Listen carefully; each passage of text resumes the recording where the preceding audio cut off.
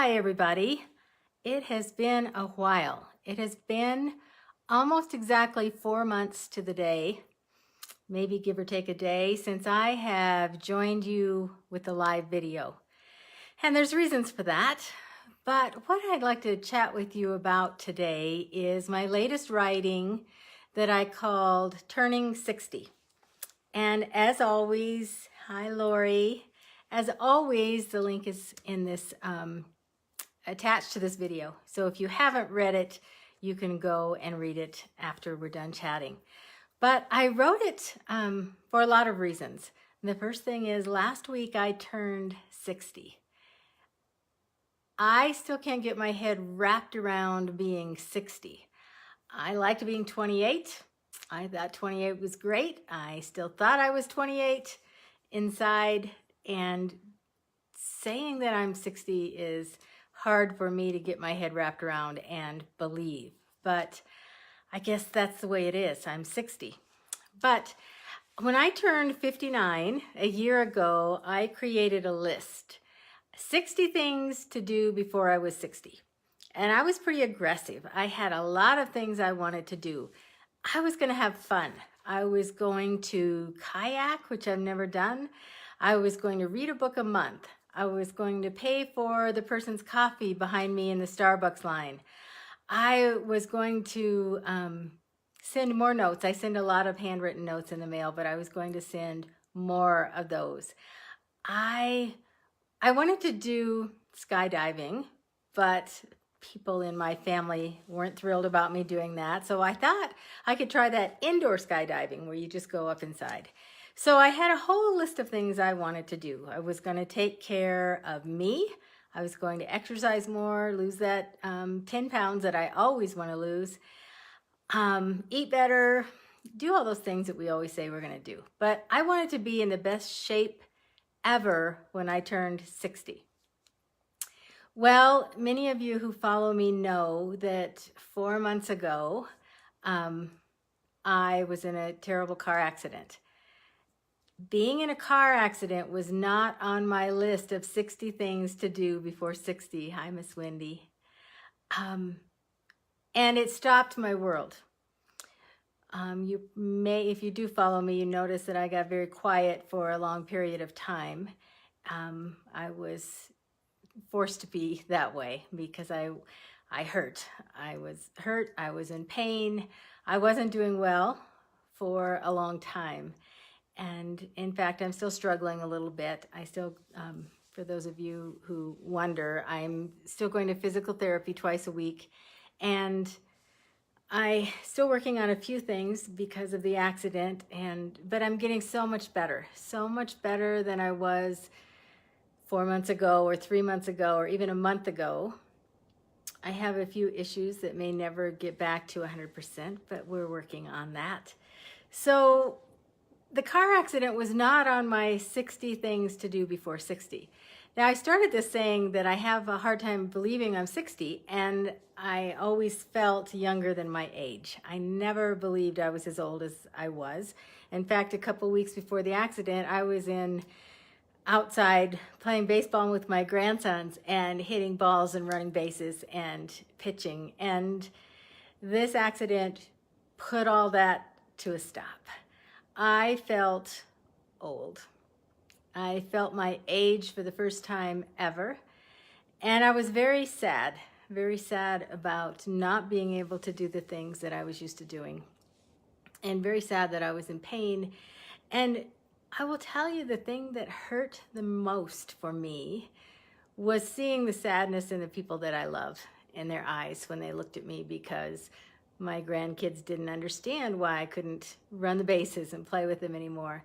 And my kids were sad that I was in pain and that this had hurt me. But it put my list of doing 60 things before I was 60 aside, because a lot of the things on the list I could not physically do. And so that made me sad. That made me cranky. And in fact, I wrote about that in this writing that counter to my personality, I had to deal with some anger and some fear. I will tell you, I really have not had fear in my life for a very long time. Those of you who know me know that I lost a child. And after my son passed away, I really felt like what could be that bad? And that would be the only thing I would fear again, losing another child or someone very close to me.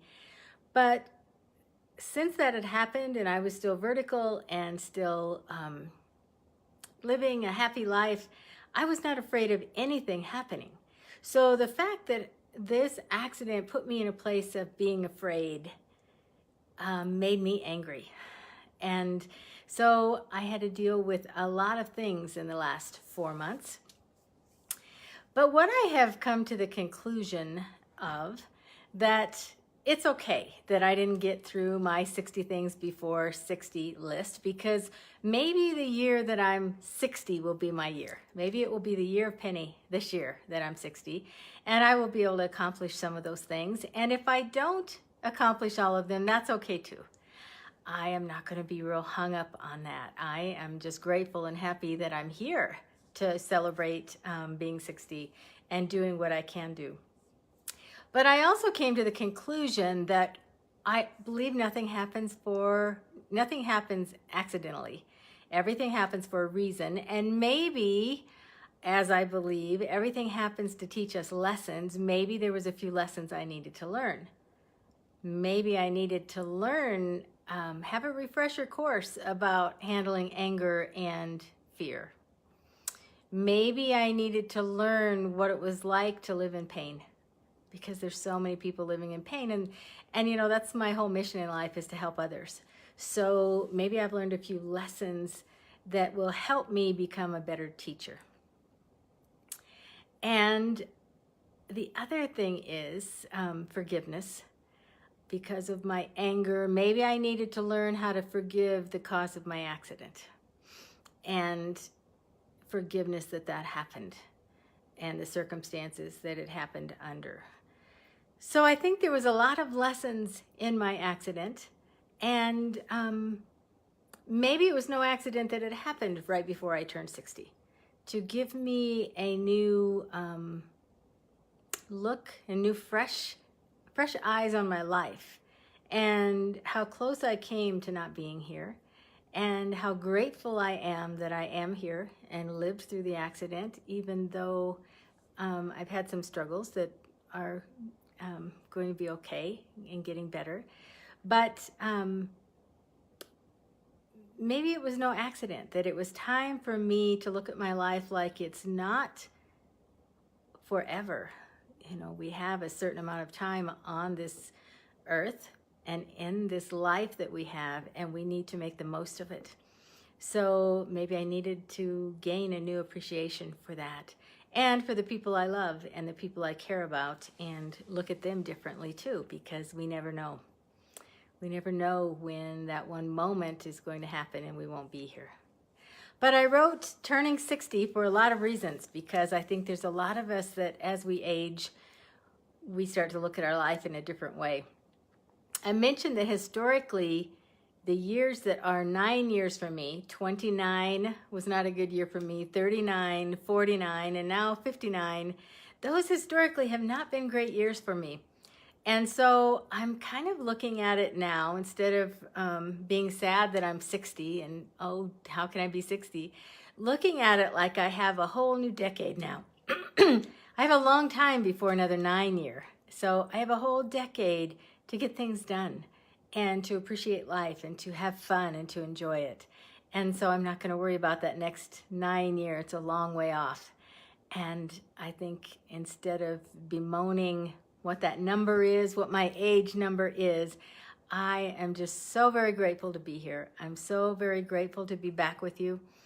I am going to be back writing and making videos, and enjoying hearing from you and interacting with you. So, my first time back in 4 months, I am happy to be here. I want to send my love to all of you, and for all of you who sent me messages. I got so many messages through this Facebook page, and direct messages to me through all of the social media outlets. And I appreciate all of them. They brought me joy in a very sad time. And so I thank you, and I am so glad to be back with you. So I'd love to hear from you. Have a great night. This has been Pennie Heart to Heart, and I'll talk to you soon.